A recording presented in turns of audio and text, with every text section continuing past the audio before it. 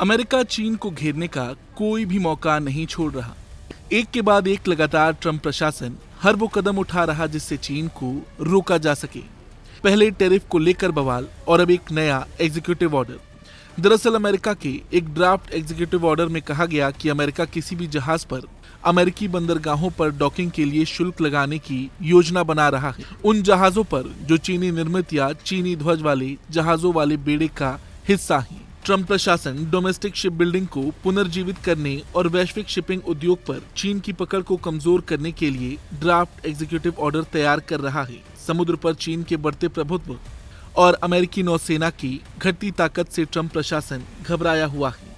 Centre for strategic and international studies के मुताबिक चीनी जहाज निर्माता हर साल वैश्विक स्तर पर उत्पादित सभी व्यापारिक जहाज कार्गो क्षमता का 50% से अधिक हिस्सा बनाते हैं, जो 1999 में केवल 5% था। अमेरिका इसलिए घबराया हुआ है क्योंकि एक वक्त पर इस क्षेत्र में उसका राज हुआ करता था। अमेरिकी जहाज निर्माण 1970 के दशक में चरम पर था और अब उद्योग उत्पादन का एक छोटा सा हिस्सा है। ये दस्तावेज पिछले महीने अमेरिकी व्यापार प्रतिनिधि कार्यालय के प्रस्ताव से लिया गया है, जिसमें वैश्विक जहाज निर्माण, समुद्री और रसद क्षेत्रों में चीन के बढ़ते वर्चस्व की जाँच के बाद अमेरिकी बंदरगाहों में प्रवेश करने वाली चीनी निर्मित जहाजों पर $1.5 मिलियन तक का शुल्क लगाने का प्रस्ताव है। एक महत्वपूर्ण अंतर यह है कि ड्राफ्ट एग्जीक्यूटिव ऑर्डर में यूएसटीआर की भाषा शामिल नहीं है, जिसमें कहा गया कि बेड़े पर बंदरगाह शुल्क तब लगाया जाएगा जब चीनी निर्मित जहाज परिचालन करने वाले जहाजों डिलीवरी के लिए निर्धारित या ऑर्डर पर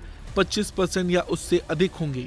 इसने उन शुल्कों पर डॉलर का मूल्य भी नहीं लगाया या ये नहीं बताया कि उनकी गणना कैसे की जाएगी। ड्राफ्ट के अनुसार अमेरिका चीन कार्गो हैंडलिंग उपकरणों पर भी टैरिफ लगाएगा।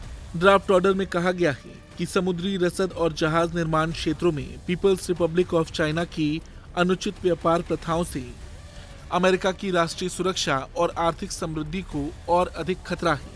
कुल मिलाकर अमेरिका किसी भी तरह चीन के प्रभाव को रोकने की पूरी कोशिश कर रहा है। ट्रंप ने जिस दिन से अमेरिका में वापसी की है उस दिन से चीन उनका सॉफ्ट टारगेट बना हुआ है। हालांकि उनके उठाए गए इन कदम के कारण दोनों देशों के रिश्ते और भी खराब हो सकते हैं। आपको क्या लगता है, अमेरिका के उठाए इस कदम के बाद चीन क्या करेगा? कमेंट करके जरूर बताएं। ब्यूरो रिपोर्ट, भारत तक।